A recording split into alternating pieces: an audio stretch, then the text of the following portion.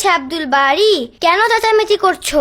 এই দেখো আপু, আমি পরিষ্কার পরিচ্ছন্নতা, ভালো ব্যবহার আর লেখাপড়ায় সব বিষয়ে আমি ভালো নাম্বার পেয়েছি, তাই বেস্ট স্টুডেন্ট অ্যাওয়ার্ড পেয়েছি। বাহ, মাশাআল্লাহ, এ তো অনেক খুশির কথা।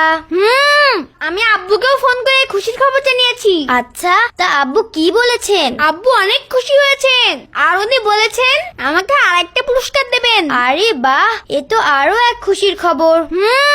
আর তুমি জানো আপু, যখন আমরা কোনো খুশির খবর শুনি অথবা কোনো খুশির সময় আসে, তখন আমাদের কি পড়া উচিত?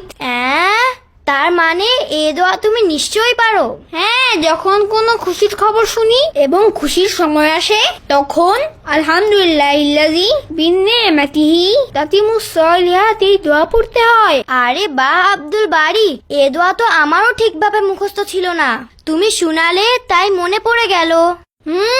কিন্তু আপু, এর মানে তো আমি জানি না। আমি বলে দিচ্ছি, আলহামদুলিল্লাহিল্লাযী বিনিআমাতিহি তাতিমুস সলিহাতের অর্থ হচ্ছে সকল প্রশংসা আল্লাহর জন্য, যা নিয়ামতে ভালো জিনিস অর্জিত হয়। আমি কিছুই বুঝলাম না আপু।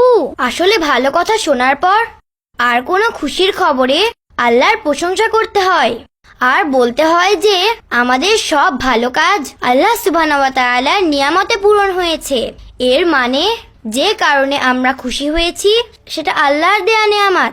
ও, আমি বুঝেছি আপু, তাহলে তো আমাকে এই দোয়া বারবার পড়তে হবে। সেটা আবার কেন আব্দুল বাড়ি? এতদিন ধরে আব্বু আম্মু আমাদের কত সময় দিয়েছেন, আমাদের সাথে আছেন, আমি তো অনেক আনন্দ পেয়েছি।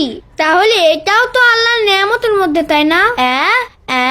হ্যাঁ, আমি এখন পড়ছি আলহামদুলিল্লাহিল্লাযী বিনিআমাতিহি তাতিমুস সলিহাত।